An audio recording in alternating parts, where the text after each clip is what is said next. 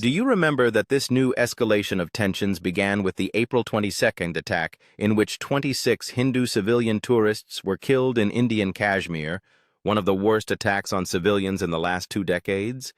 The issue is that India directly accuses Pakistan of being involved in the attack. Of course, Islamabad denies it, but at the same time says it is preparing for an attack coming from New Delhi. The Kashmir border, as you know, had already been experiencing exchanges of gunfire with light weapons, and now the tension has risen another level.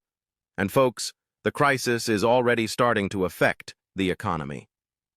The agency Moody's issued a warning this Monday stating that this standoff could end up compromising Pakistan's efforts to stabilize its economy, which has been trying to recover with the help of a $7 billion IMF package.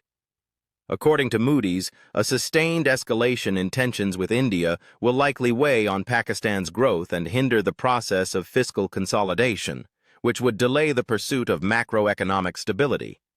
They also warned that persistent tension could limit Pakistan's access to external financing and put pressure on the country's foreign exchange reserves.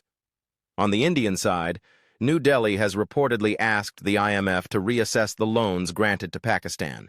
Even so, Moody's evaluates that the economic impact on India should be quite limited, as the two countries have minimal economic relations.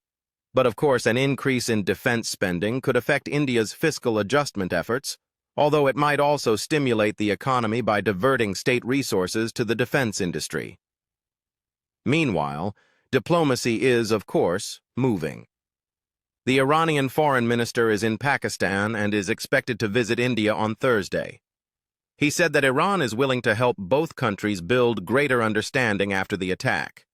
Meanwhile, Russia also made a statement saying it is following the situation with concern and values its relations with both countries. Putin even spoke by phone with Moody, and according to Indian Foreign Ministry spokesperson Randhir Jaiswal, he condemned the attack in Kashmir and expressed full support for India in its fight against terrorism. Islamabad said it will formally inform the United Nations Security Council about the situation and ask the body to fulfill its primary responsibility of maintaining international peace and security.